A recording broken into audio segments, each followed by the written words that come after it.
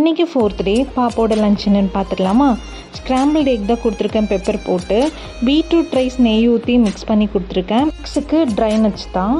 பாப்பாவுக்கு பாதாமும் கேஷ்யூஸும் கொடுத்துருக்கேன். அந்த பர்ஃபி சாப்பிட்ருக்கா, மற்றது எதுவும் சாப்பிட்டதில்ல. பட் காலையில் எழுந்திரிச்சு அவள் எதுவுமே சாப்பிட மாட்றா. வெறும் 1/2 டம்ளர் பால் குடிக்க வைக்கிறதே ரொம்ப போராட்டமாக இருக்குது. ஸோ எல்லா ட்ரை ஃப்ரூட்ஸையும் கொடுத்துருக்கேன். ஸோ அவள் எப்படி சாப்பிட்றான்னு பார்க்கலாம். என்கிட்ட தான் இப்படி டிமிக்கி கொடுக்குறா, அங்கே மேம் கிட்ட நல்லா சமத்தாக சாப்பிட்டு வந்துடுறா.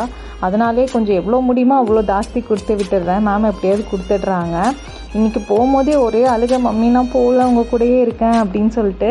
பட் ஆனால் பாப்பா நீங்கள் முன்னாடி போங்க, மம்மி பின்னாடியே வந்துடுறேன், போய் நீங்கள் ஸ்நாக்ஸ் சாப்பிட்டோன்னே வந்துடுறேன்னு சொல்லி பாப்பாவை சமாதானப்படுத்தி அனுப்பி வச்சேன்.